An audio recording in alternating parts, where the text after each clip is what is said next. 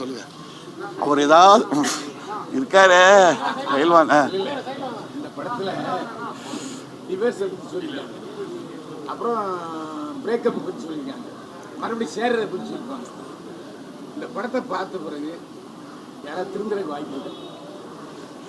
இல்லை, சேரணுங்கிற எண்ணம் வருதுங்கிறது சொல்லியிருக்காங்களே. இப்போ அதுதானே ஒரு கடைசியில் எல்லாம் பிரிஞ்சு போயிட்டாங்கன்னா அந்த வாய்ப்பு வராது.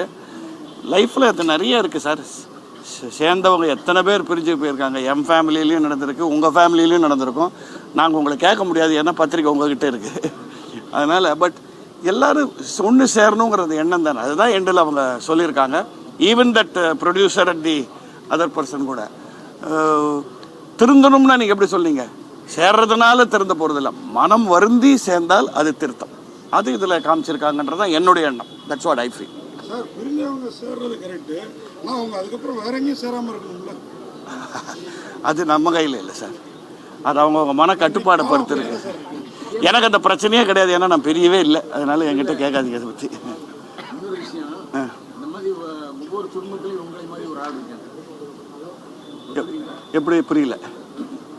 ஒவ்வொரு குடும்பத்திலையும் இந்த மாதிரி பழைய பாரம்பரிய விஷயத்தை பேசிக்கிட்டே புதிய சிந்தனைகளை கெடுத்துக்கிட்டு இருக்காங்கன்னு நான் சொல்லுவேன்.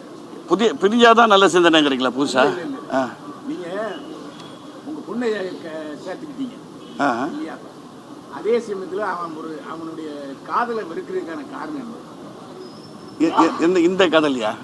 இந்த படத்தில் இல்லை, அவன் அவளை சரியாக ட்ரீட் பண்ணலங்கிறதானே. சில பேர் வந்து இன்னும் ட்ரெடிஷ்னலாக இன்றைக்கும் இருக்காங்க சார் ஊரில். அப்பா பேச்சை விரும்பி போகாத பொண்ணு ஒத்துக்காத இருக்கு. அண்ட் அவள் போன இடத்துல அவள் சந்தோஷமாக இல்லையே. அவன் அங்கே சந்தோஷமாக இருந்தால் ஒன்றும் சொல்லியிருக்க போகிறதில்ல.